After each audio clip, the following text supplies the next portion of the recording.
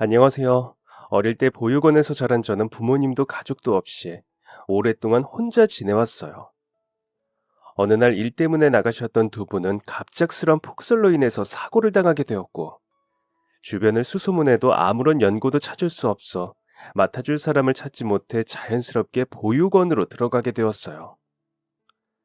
그때 막 6살 정도가 되었는데 어렵게 보육원 생활에 적응했어요. 같이 생활하는 친구들이 괴롭히는 것도 아니었고, 선생님이나 원장님이 힘들게 하는 것도 아니었어요. 다만 부모님이랑 같이 생활하다가 갑자기 제가 보육원생이 되었다고 하니 그게 조금 충격이더라고요. 이제 내가 아무 가족도 없이 세상에서 완전히 혼자가 되었다는 것을 받아들이기까지 시간이 좀 걸렸죠. 하지만 시간이 지나면서 이제부터 여기가 내 집이라는 것을 받아들이게 되었어요. 제가 10살쯤 우리 보육원에 새로운 아이가 들어왔어요. 여기 근처 동네에 사는 것 같지도 않고 그 당시 시설에 있던 다른 애들이랑은 조금 달랐어요. 그리고 제가 처음 들어왔을 때처럼 적응을 힘들어 하더라고요. 항상 혼자 떨어져서 밥을 먹고 아이들이 신나서 밖으로 뛰어나가 노는 시간에도 조용히 구석에서 책을 읽고는 했어요. 밤이 되면 훌쩍이는 소리가 들렸는데 아마 가족들이 보고 싶어서 울었을 거예요. 그의 모습을 보고 있으니 여기에 처음 들어왔을 때 제 모습이 계속 떠올랐어요. 그때 외로웠던 저를 떠올리니 도저히 그냥 두고 볼 수가 없어서 그 애를 도와주기로 했죠. 아침에 학교 갈 때도 항상 챙겨서 데리고 다니고 보육원으로 돌아올 때도 손을 꼭 잡고 데려왔어요. 밥 먹을 때도 간식 시간에도 마치 제 친동생이라도 되는 것처럼 옆에 딱 붙어서 그 애를 돌봐주었죠. 밤에는 혼자 훌쩍이면서 울 때마다 곁에 다가가서 등을 두드려주거나 동화책을 읽어주기도 했어요. 처음에는 마음을 닫고 있던 그 아이도 어느새 저에게는 차차 마음을 열기 시작했는데요. 시간이 지나면서 점차 저를 친언니처럼 따르기 시작하더라고요. 이제는 먼저 이야기하지 않아도 항상 제가 학교 끝날 때까지 저희 교실 앞에서 기다리고 있고, 어디를 가더라도 늘 제 뒤를 졸졸 쫓아다녔어요. 저를 언니처럼 잘 따르는 모습을 보니 저 역시도 친동생처럼 느껴져 더욱 잘해주게 되었고요. 들어보니 그 애 역시 부모님을 사고로 잃었다고 하더라고요. 그래서인지 저희 사이에는 공통점이 더 많다고 느꼈던 것 같아요. 부모님은 무슨 봉사활동을 하신다고 했는데, 그래서 어떤 나라에 갔다가 거기서 사고가 생겨서 돌아오지 못했다고 했어요. 자기도 어른들이 하는 이야기를 들은 거라 자세히는 몰랐지만 아무리 찾아도 부모님을 찾을 수 없었고, 어쩔 수 없이 할머니 댁에 맡겨져 우리 동네 쪽으로 이사를 오게 되었다고 해요. 그런데 할머니 또한 자식을 잃은 슬픔 때문인지 돌아가시게 되면서 다른 곳에도 갈 데가 없어져 보육원으로 오게 되었다네요. 엄마랑 아빠 보고 싶어? 응, 엄마랑 아빠가 잘 기다리고 있으면 선물 꼭 사서 온다고 했는데, 아픈 사람들 도와주고 착한 일 많이 해서 꼭 온다고 했어. 언니, 엄마랑 아빠가 왜 사람들이 구해주러 안 오나 기다리고 있으면 어떡하지? 막 무서운 곳에 있는 거면 어떡해? 엄마랑 아빠가 나 찾고 있으면 이제 할머니도 없고 할머니 집도 없는데 나 잃어버려서 못 찾으면 어떡하지? 그의 간절한 바람은 시간이 지나면서 옅어졌어요. 한 달, 두 달, 그리고 해가 바뀌면서 자기 부모님은 그때 사고로 세상을 떠나셨구나 하고 받아들이게 되었죠. 그 아이의 목 한쪽에 커다란 얼룩 같은 점이 있었어요. 보육원 아이라고 하니 여러 애들이 안 씻어서 그런 거 아니냐면서 놀리더라고요. 처음에는 장난이니 저러다 말겠지 싶었죠. 저는 옆에 중학교에 다니고 있었고 그 애는 초등학교 졸업을 앞두고 있었는데 사고 하나가 터졌어요. 장난이 선을 넘어 몇몇 아이들이 비눗물을 풀어서 그 애가 지나가는데 머리 위에서 뿌린 거예요. 순식간에 온몸이 홀딱 젖어서는 엉엉 울었는데 다행히 운동장에서 그 모습을 본 친구가 저에게 바로 달려와 알려주었어요. 얼른 교실에 있던 체육복과 휴지, 그리고 반 친구에게 손수건을 빌려 초등학교 건물로 달려갔어요. 갔더니 교실에는 내 모습이 보이지 않아 찾아보니까 학교 건물 뒤편에서 혼자 쪼그려 앉아 울고 있더라고요. 얼른 화장실로 데려가서 수건으로 애 머리를 닦아주고 가지고 갔던 체육복을 갈아입히도록 했어요. 그리고 담임 선생님에게 이야기해 조퇴를 받아 보육원까지 데려다 주었어요.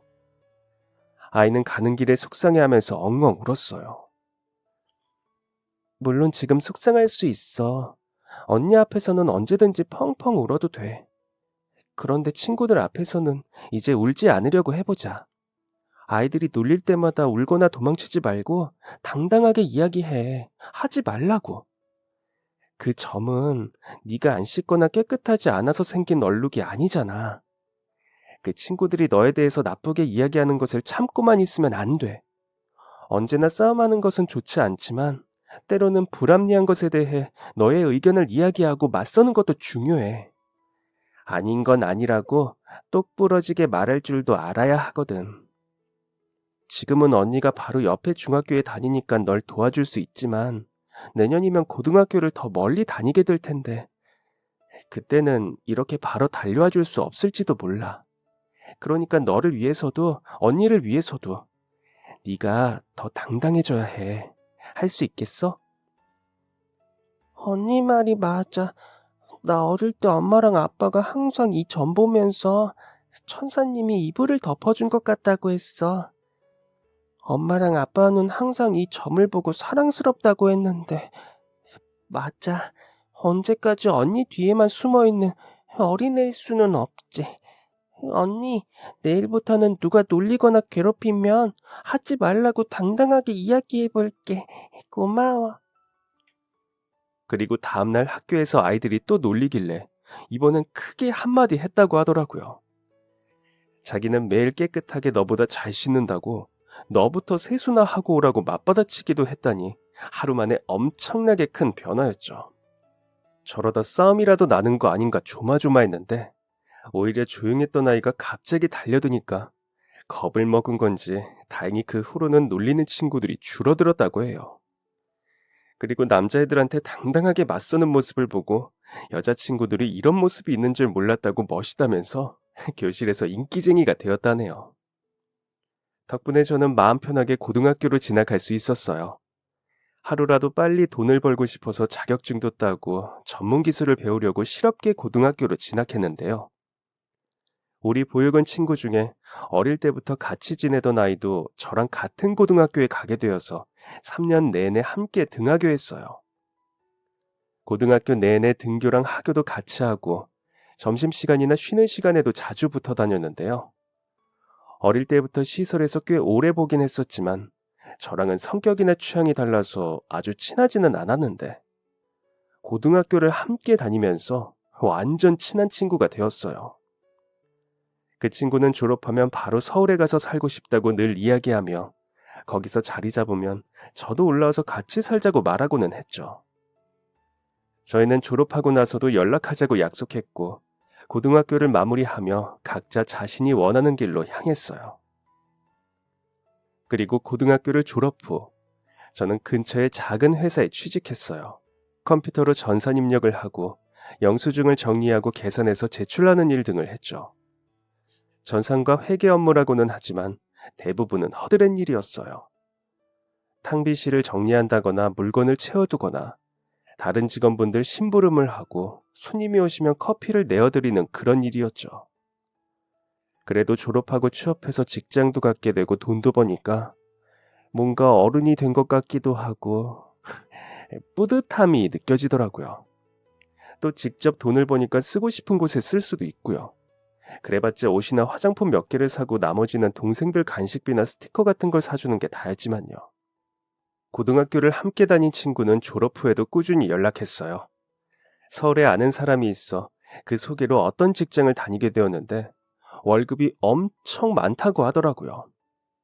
그게 진짜인지 가끔 보육원에 방문할 때마다 승용차를 타고 장난감이나 간식도 잔뜩 사서 오고는 했어요.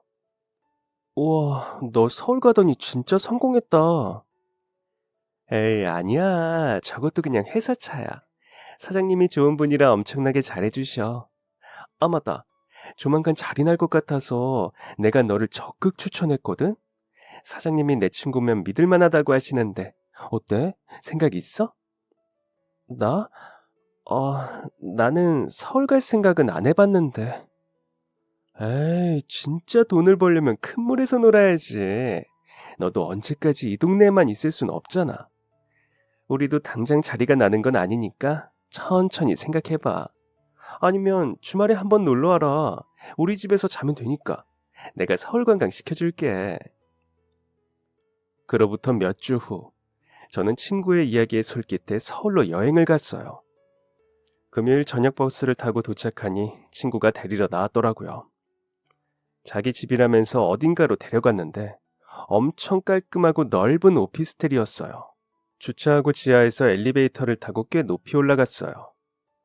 십몇 층에 내려서 친구 집에 들어갔는데 거실에 있는 넓은 창으로 반짝이는 서울의 야경과 한강이 보이더라고요. 우와, 너 진짜 성공했다. 맨날 이런 거 보고 사는 거야? 진짜 예쁘다. 에이, 아니야. 이것도 회사 덕분이야. 멀리서 올라왔다고 보증금을 내주셨거든. 월세는 내가 내는데 그래도 사장님 건물이라서 엄청 저렴해. 뭐 거의 공짜로 살고 있기는 해. 주말이 끝났는데도 그 여운은 한참이나 남았어요. 그리고 몇 달 뒤, 제가 다니던 회사가 문을 닫게 되었어요. 일한 지 1년이 채 되지 않아 퇴직금도 받지 못했어요. 다른 회사를 알아봐야 하는구나 싶었는데 그 친구가 생각났어요. 어쩌면 나도 새로운 도전을 하는 타이밍이 아닐지 생각이 들었어요. 지금이 기회일 수도 있겠다 싶어 바로 친구에게 연락했죠. 마침 회사에서도 아이를 낳으러 잠시 쉬는 사람이 있어 자리가 생겼다고 하더라고요. 친자매처럼 지내던 동생은 제가 멀리 떠난다고 하니 며칠을 울었어요.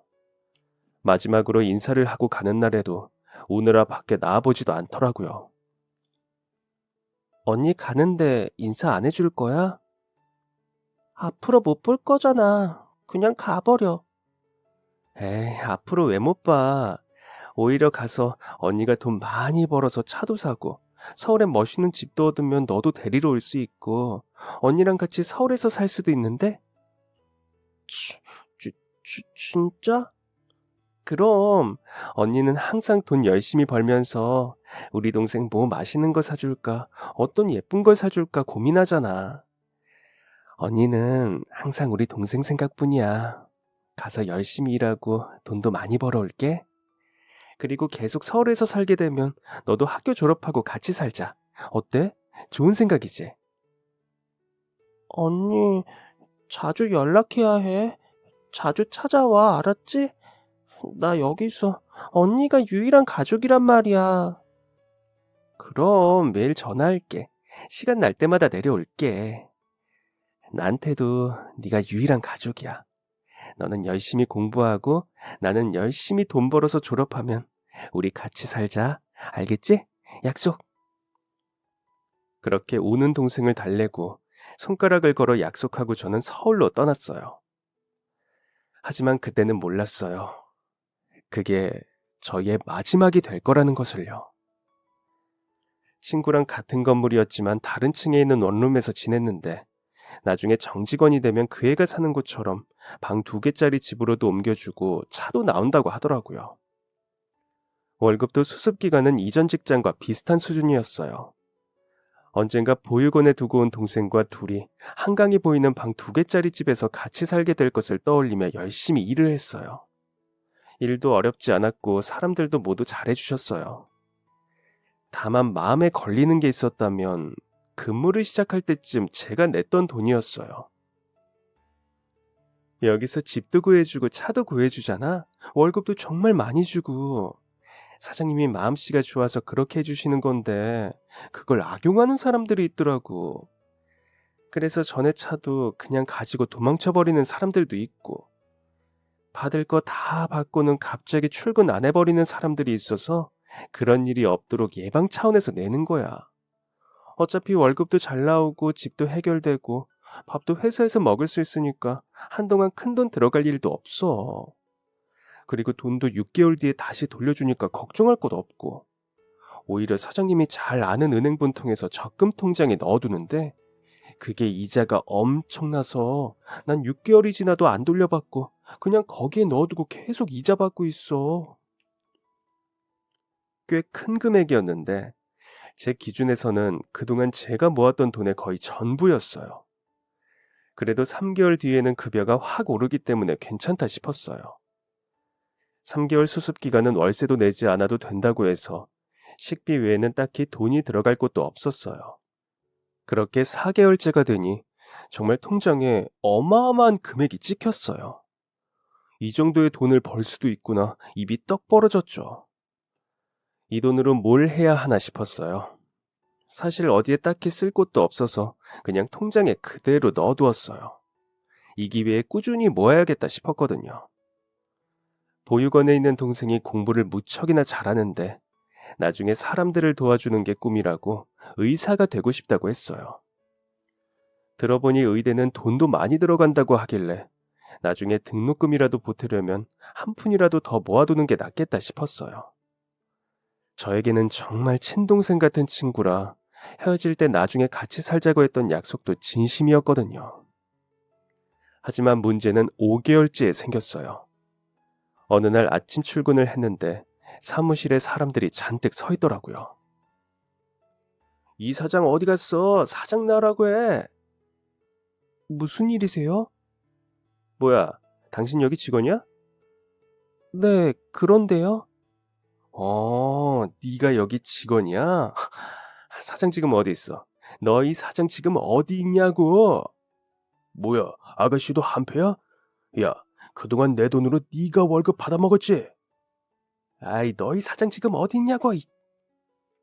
화가 잔뜩 난 사람들이 저에게 몰려와서 사장님이 어디 있냐고 따져 물었어요. 당장이라도 때릴 듯한 기세로 달려드는데 어떻게 해야 할지 몰라 당황스러워하고 있던 차에 경찰분들이 들어오셨어요. 일단 서해 가서 이야기하자며 그 사람들은 물론이고 저까지 데리고 가시더라고요. 그리고 경찰서에서는 도저히 믿을 수 없는 이야기를 들었어요. 이 사람 알죠? 보육원 동기라고 하던데. 맞아요. 어릴 때부터 보육원에서 같이 자랐어요. 이 친구 지금 어디 있는지 알아요? 마지막으로 연락한 건 언제예요? 혹시 이 친구 뭐 하는 사람인지 알고 있었어요? 마지막으로 연락한 건 지난주인가? 출장 때문에 며칠 자리를 비운다고 그냥 저랑 같이 회사 다니는... 이 친구 핸드폰도 정지하고 연락도 저리해요. 그리고 그쪽 사장님이랑 연인 사이고요. 보증금이라면서 처음에 회사에 돈도 내라고 했죠. 그런 제도 없어요. 직원이 회사에 돈을 내는 건 말도 안 되는 거예요. 아가씨뿐만 아니라 지금 사무실을 문어발처럼 여기저기 만들어서 피해 사례가 수십 수백 건이에요. 나중에 돌려준다고 하면서 보증금이랍시고 큰 돈 받아두고 수습기간이라면서 월급은 쥐꼬리만큼 주다가 큰 돈 한 번 찍혔죠. 그것도 가짜예요. 그 통장도 사장이란 사람이 월급용이라면서 준 거죠. 머리가 어지러웠어요. 형사님이 하는 이야기를 듣는 내내 이게 다 무슨 소리인가 싶었는데 결론은 제가 사기를 당한 거였어요. 월급이라고 넣어준 돈도 가짜였어요. 애초에 그런 통장이란 게 없는 거였더라고요. 어쩐지 매달 월급일마다 통장을 한 번씩 제출해야 한다는 게 이상했는데 세금 정산 때문에 규모가 큰 회사에서는 다 하는 거라는 말에 속았어요. 그때마다 거짓말로 급여를 프린트해서 돌려준 거더라고요. 그동안 제가 쓴 돈들은 전부 제 계좌에서 빠져나갔는데 다행히 돈을 별로 쓰지 않아서 이전 직장에 다니던 모았던 돈에서 해결이 되었나 보더라고요. 은행에 가서 확인해보니 얼마 되지 않았던 금액이라 모르고 몇 달 더 있었으면 카드빚이 될 뻔했어요. 그동안 모았던 전 재산을 날린 데다가 받은 줄 알았던 월급도 전부 헛것이었어요. 진짜 거의 땡전 한 푼 없이 길바닥에 나앉게 된 거죠. 앞이 막막했어요. 숨도 쉴 수 없더라고요. 살면서 내가 사기를 당하다니, 이렇게 전 재산을 다 털어서 말이죠. 스스로가 한심하게 느껴졌어요. 게다가 무엇보다 어릴 때부터 같은 아픔을 공유했던 보육원 동기에게 사기를 당하다니 더욱 큰 배신감이 들었어요. 다른 사람들은 몰라도 우리는 서로에게 그러면 안 되는 거 아닌가 싶으면서 함께 생활하면서 서로를 이해하는 유일한 존재들이라고 생각했는데 그냥 나 혼자만의 착각이었구나 싶더라고요. 그런 생각이 들기 시작하니 보육원을 뒤도 돌아보기 싫어졌어요. 그 와중에 어떻게 알았는지 제 연락처로 사장님을 찾는 전화가 끝도 없이 와서 핸드폰 번호도 바꿔버렸죠. 그리고 그대로 저는 누구도 저를 찾을 수 없게 깊이 잠수를 탔어요. 아무도 저를 찾지 못하게 연락처도 바꿨고 전에 살던 곳에서 멀리 떨어진 곳으로 이사를 했어요. 돈이 없어서 찜질방에서 씻고 자면서 출근했어요. 터미널에서 내리자마자 한 치킨집에서 사람을 구한다는 광고를 보고 들어가서 물어보니 바로 일을 할 수 있다고 하더라고요. 첫 달 월급을 받고서야 겨우 여간방 하나를 빌릴 수 있는 돈이 생겼어요. 그렇게 그냥 죽었다고 생각하고 숨죽이고 저를 아는 누구와도 연락하지 않은 채 일을 했어요. 그렇게 10년, 정말 숨만 쉬면서 일을 하며 돈을 모았어요. 열심히 돈을 벌다 보니 꽤 모여서 이제는 제 가게를 낼 수 있을 정도가 되었죠. 그래서 천천히 가게를 알아보면서 다녔어요. 지나다니다 보니 마침 시내에 있는 매장 하나가 나왔다길래 가서 둘러봤는데 근처에 회사들도 있어서 위치도 괜찮고 딱 치킨 팔면서 호프집 하기 좋겠다 싶더라고요. 바로 계약을 진행했고 그동안 저를 써준 사장님들에게 인사를 드리면서 드디어 제 가게를 시작하게 되었어요. 이것저것 신경 쓸 것들이 많았지만 그때 사기를 당한 경험으로 성격도 굉장히 신중해졌고 아는 것도 많아졌기에 별탈 없이 무사히 가게를 개점할 수 있었어요. 매장은 생각보다 훨씬 영업이 잘 됐어요. 저녁쯤이 되면 퇴근한 직장인들로 항상 가게가 북적거렸거든요. 치킨이랑 어묵탕, 그리고 짬뽕탕을 판매했는데 그래서 퇴근하고 간단하게 식사 겸 술 한잔 하러도 오고 회식 장소로도 예약이 꽤 들어왔어요. 덕분에 매출은 걱정하지 않을 정도로 나왔어요. 그리고 금요일 저녁마다 직장 동료와 함께 오는 한 남자분이 있었어요. 처음에는 그냥 인상도 좋고 듬직하게 생겼다 정도로 작은 호감을 가지고 있었는데 그분도 제가 마음에 들었나 보더라고요.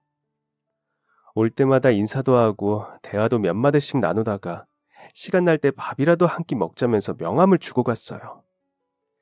그렇게 인연이 시작되어 저희는 연락을 주고받기 시작했고 같이 밥도 먹고 놀이공원도 가면서 연애하게 되었죠.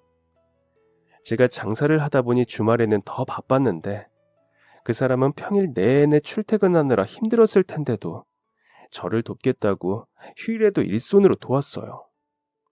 혹시나 회사 동료들이나 거래처 사람들이 보면 창피할 수도 있지 않냐고 했지만 여자친구 바쁠 때 도와주는 게 뭐 어떠냐면서 당당하더라고요. 착하고 성실하고 무엇보다 저를 많이 아껴주고 사랑해주는 사람이었고 그래서 결혼은 이런 사람이랑 해야겠구나 싶었어요. 다만 혹시나 집안에서 반대하시지 않을까 마음에 걸렸어요. 그래서 시댁에 처음 인사를 드리러 간 날 혹시나 반대를 하실 거면 미리 겪는 게 낫겠다 싶어서 보육원 출신에 부모님이 계시지 않는다고 이야기했어요. 아, 그것 때문에 이렇게 긴장했던 거예요? 그런 이야기라면 이미 아들한테 들어서 알고 있어요. 아유, 미안해요. 개인사를 뒤에서 얘기했다고 하면 기분이 나쁠 수 있을 텐데. 그런데 저희는 괜찮아요. 부모님이나 가족이 주변에 없어서 보육원에서 자랐던 건데 그게 뭐 어때요? 부모님이 있는지 없는지 어떤 집안인지 재산은 얼마나 있는지 우리는 그런 거 하나도 신경 안 써요. 따뜻한 마음을 가졌는지 성실한지 그리고 무엇보다 우리 아들을 많이 사랑해주고 힘들 때도 늘 두 사람이 함께 이겨낼 준비가 되어 있는지 그것만 중요해요. 시댁 식구들은 제가 보육원 출신이라는 것에 대해 아무런 불편함이 없으셨어요. 오히려 그동안 가족들도 없이 혼자 살아남으려 얼마나 고생했냐면서 절 다독거려 주었죠. 아무것도 없이 지금은 무려 사장님이 되었으니 얼마나 대단하냐고 절 자랑스러워 하셨어요. 남편은 물론 시댁 가족분들까지 너무나 좋은 분들이었고 이 사람과 결혼하기를 참 잘했다 싶었어요. 남편에게는 12살 어린 남동생이 있었어요. 나이 차이가 꽤 나는 남동생이었는데 막둥이라고 철이 없는 것도 아니고 오히려 부모님과 형을 잘 따르는 순한 사람이었어요. 마음씨도 착하고 저를 어려워하기보다 먼저 사근사근 다가오면서 종종 애교도 부리면서 친해지기 위해 많이 노력해 줬어요. 덕분에 저 역시 시댁에 더 빠르게 적응할 수 있었고 시동생이라는 느낌보다는 남동생이 하나 생긴 기분이었어요. 그러다 보니 자연스럽게 저도 시동생을 많이 챙기게 되고 더 잘해주고 싶다는 생각이 들더라고요. 도련님은 대학을 졸업한 후 취업 준비를 하면서 아르바이트를 하고 있었어요. 시험 합격을 위해서 공부하면서도 가족들에게 부담을 주고 싶지 않다며 아르바이트를 하고 있었는데 가끔 들어보니 거기 사장님이 노동법도 제대로 지키지 않고 너무 과하다 싶을 정도로 일을 시키는 것 같더라고요. 시급도 들어보니 거의 최저임금이라 안 되겠다 싶은 생각이 들었어요. 저에게는 친동생 같은 존재였기 때문에 도저히 그냥 두고 볼 수 없었죠. 그래서 그곳을 그만두고 저희 가게에서 일을 해달라고 제안했어요. 일하는 센스도 너무 좋고 친절해서 손님들도 좋아했어요. 특히 근처에 다니는 여자 사원들이 도련님이 서빙을 하러 가면 엄청 좋아하더라고요. 스쿠터도 운전할 줄 알아서 배달 일까지 도맡아서 해줬는데 도련님이 일한 이후로 매출이 더 올라갔어요. 그래서 월급도 넉넉하게 주고 틈날 때마다 공부도 할 수 있게 뒤쪽에 책상이랑 자리도 마련해 주었어요. 남편은 다니던 직장에서 새로운 지역으로 발령이 났어요. 지금 사는 곳과는 아주 멀리 떨어진 곳이라 출퇴근은 절대 무리였고 남편 혼자 떨어져 사는 것도 영 마음이 불편하더라고요. 그래서 고민 끝에 운영하는 가게를 정리하고 그곳에 가서 다시 열기로 했어요. 어차피 저도 그 동네에서 꽤 오래 지내왔고 가게도 한 번은 리뉴얼을 해야겠다고 생각하고 있었기에 겸사겸사 오히려 잘 됐다 싶었죠. 일 잘하는 도련님에게 혹시 함께 갈 생각이 있는지 물어보니 흔쾌히 가겠다고 해줘서 저희 세 사람은 새로운 동네로 이사를 했어요. 그렇게 이삿짐 차를 타고 지나가는데 뭔가 저기다! 가게가 갑자기 눈에 확 띄더라고요. 그래서 이삿짐을 정리하자마자 그 가게로 달려갔어요. 왜인지는 모르겠지만 뭔가 느낌이 확 오는 그런 곳이었어요. 바로 계약을 진행했고 공사부터 준비까지 한 달 정도 시간이 걸렸어요. 가게 문을 연 첫날이었어요. 진짜 기름의 온도를 올리고 가게 문을 딱 여는데 한 노부부랑 눈이 마주쳤어요. 혹시 지금 치킨 되나요? 이사한 가게에서 첫 손님이었던 나이가 지긋한 부부는 매장에서 치킨을 기다리는 동안 다정하게 이야기를 나누고 계셨어요. 서로 손을 맞잡고 이런저런 이야기를 나누는 모습을 보는데 너무 아름답더라고요. 가게 문을 열자마자 찾아와 주신 것도 감사해서 감자튀김이랑 치즈볼도 서비스로 넣었어요. 그랬더니 너무 감사하다며 앞으로 단골되어야겠다고 웃으시면서 돌아가시더라고요. 그런데 진짜 그 다음 주에 또 찾아오셨어요. 그 뒤로도 한 달에 두세 번 정도 자주 오시면서 거의 주에 한 번씩은 우리 집에서 치킨을 사가셨어요. 부인이랑 함께 오시기도 했는데 언제 봐도 사이가 참 좋은 다정한 모습이었어요. 부부 사이가 너무 다정해서 친해지고 난 뒤에 혹시 자녀분이나 다른 가족들은 없는지 여쭤봤는데 딸이 하나 있다고 하시더라고요. 사실 우리 딸이 여기 치킨을 정말 좋아해요. 이렇게 맛있는 치킨은 태어나서 처음 먹어본다나 뭐라나. 그래서 딸이 먹고 싶다고 할 때마다 사가는 거예요. 오랫동안 떨어져 있다가 다시 같이 사는 거라 남편이 완전 딸바보가 되었거든요. 딸내미가 먹고 싶다고 하면 다음날 치킨집 개업하는 시간만 기다리는데 아유 그 모습이 어찌나 귀여운지. 저도 우리 딸이랑 다시 만나서 너무 반갑지만 남편이 하는 거에는 반도 못 따라가요. 따님이 어디 유학이라도 다녀오셨나 봐요? 오랜만에 다시 만나다니 더 반가우시겠어요. 친해지고 나니 부부는 종종 딸의 이야기를 하고는 했어요. 딸 이야기를 할 때면 눈에서 꿀이 뚝뚝 떨어지는 듯이 보였는데 두 분이 얼마나 그 아이를 사랑하는지 알 수 있었죠. 공부도 아주 잘해서 유명한 대학을 나왔다고 하면서 곁에 있어주지 못한 시간이 많았는데도 잘 자라주어서 너무 기특하다고 늘 칭찬을 아끼지 않으셨어요. 그리고 열심히 준비한 덕분인지 도련님도 마침내 시험에 합격했어요. 특별히 제가 축하 파티를 마련했는데 거기서 깜짝 발표하더라고요. 바로 결혼할 사람이 생겼다는 거였어요. 그동안 치킨집에서 일하고 공부만 하는 줄 알았는데 알고 보니 연애도 하고 있었더라고요. 만난 지 1년이 좀 넘었다는 이야기를 들으니 저희가 가게를 이사 오면서 만난 것 같았어요. 자세한 이야기는 나중에 다 같이 만난 자리에서 해주겠다고 했는데 가족들에게 소개를 해주기로 한 날이 딱 중요한 축구 경기가 있는 날이더라고요.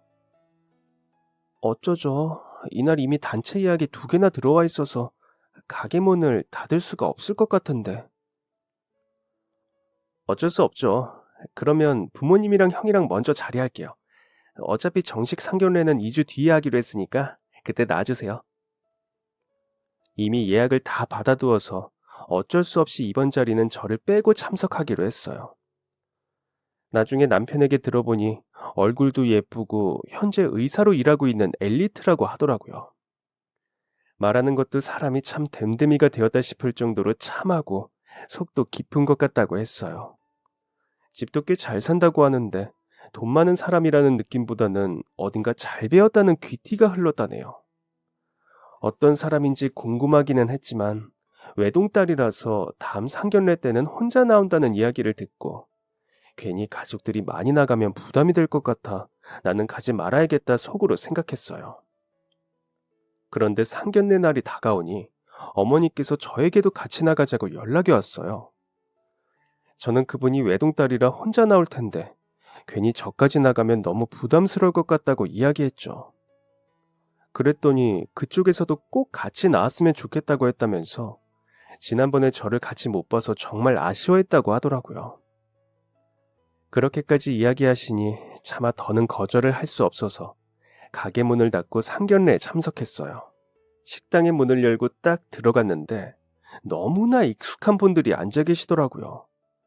바로 저희 가게에 종종 치킨을 사러 오시던 금실 좋은 노부부였어요. 어떻게 여기서 이렇게 만나냐고 깜짝 놀라면서 자리에 앉았어요.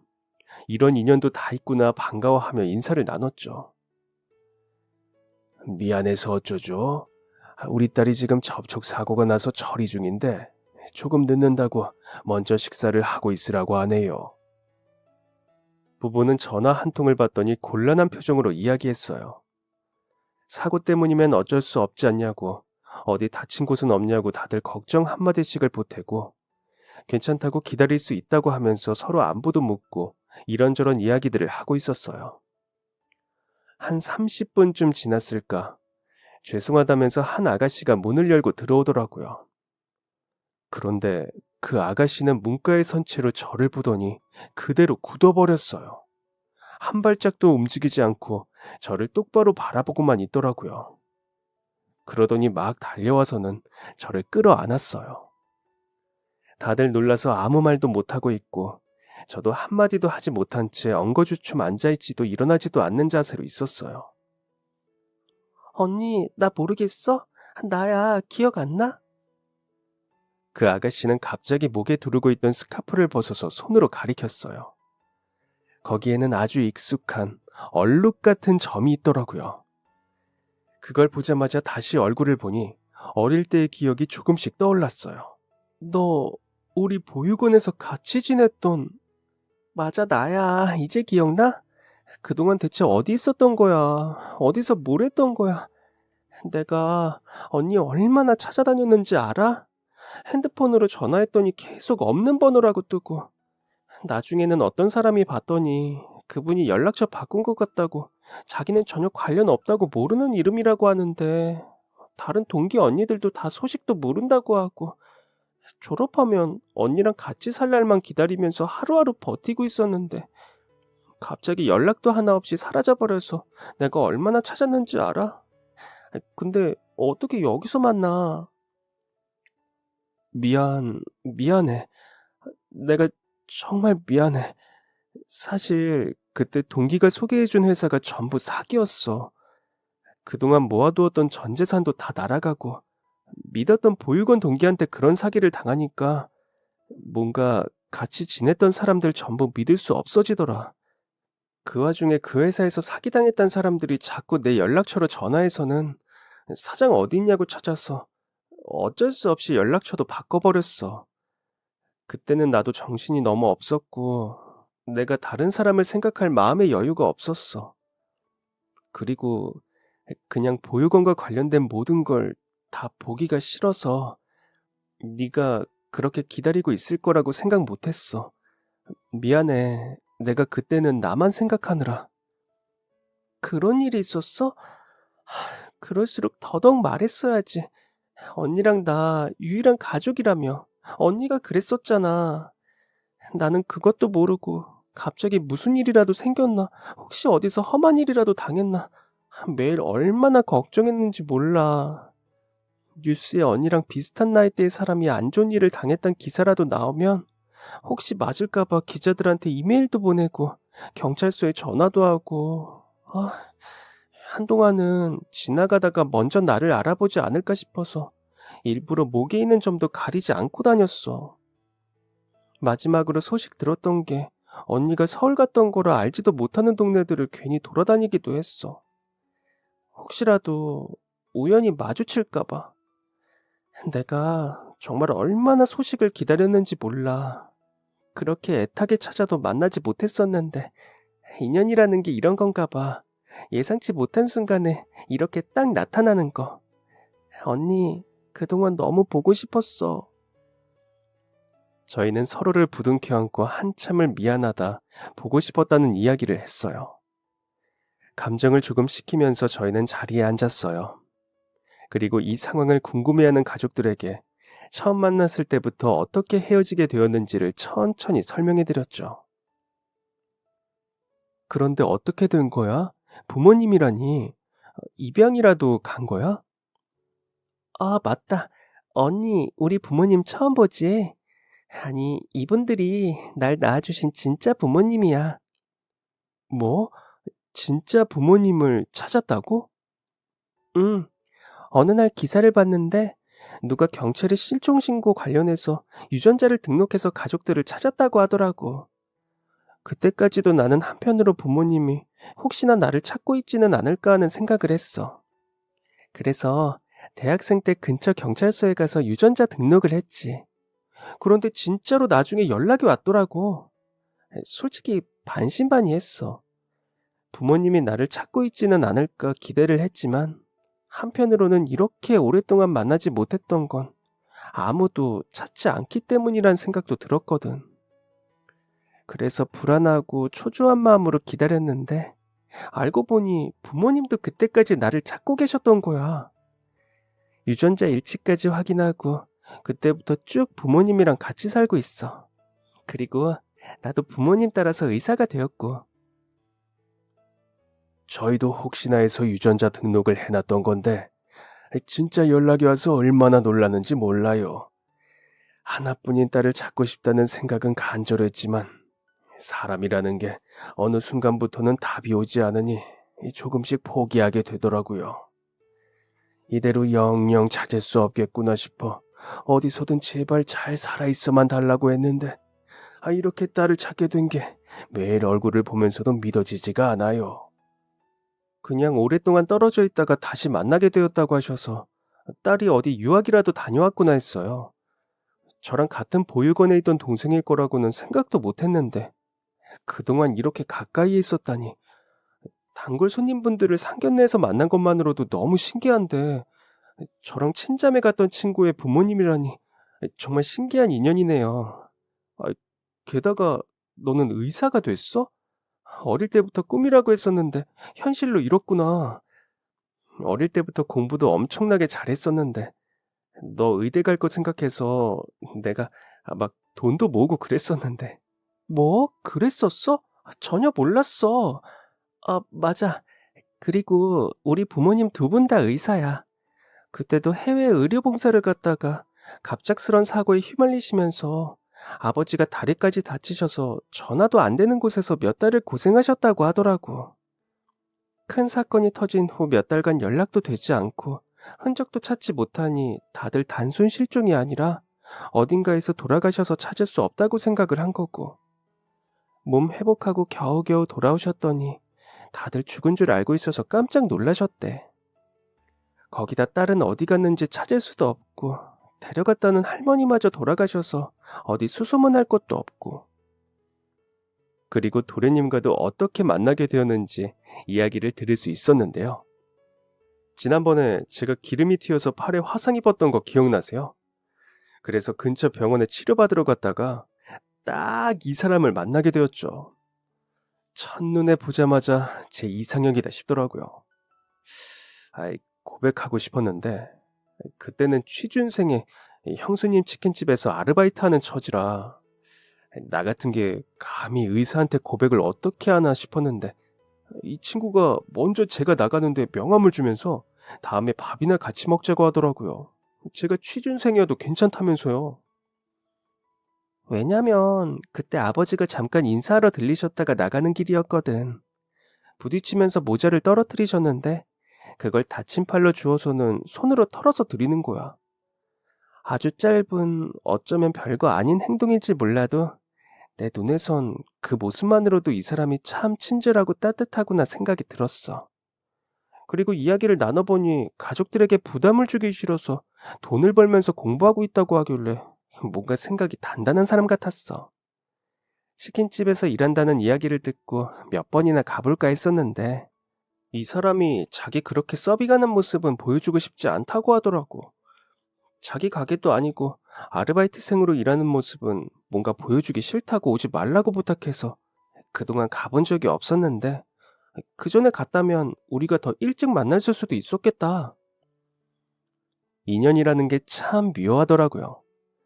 만날 사람은 어떻게든 만난다는 이야기가 있던데 저희를 두고 하는 말인 것 같아요. 어릴 때 친자매처럼 친하게 지내면서 서로를 생각하던 저희 두 사람이었기에 어쩌면 이렇게라도 다시 만나게 된 것이 아닐까 싶기도 해요.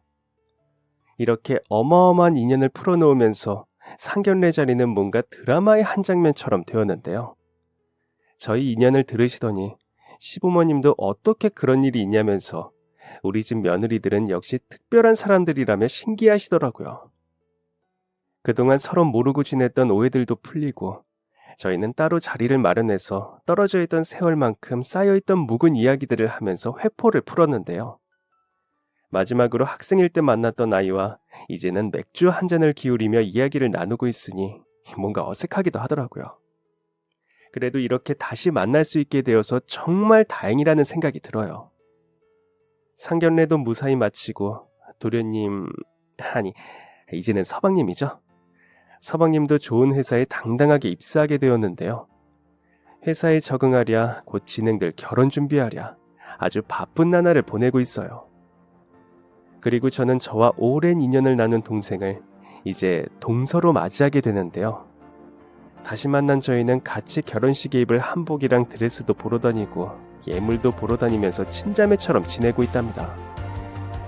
동서와 형님으로 다시 시작하는 저희 두 사람에게, 그리고 행복한 결혼 생활을 시작할 서방님과 우리 가족들 모두 앞으로 건강하게 오래오래 꽃길만 펼쳐지기를 바래요.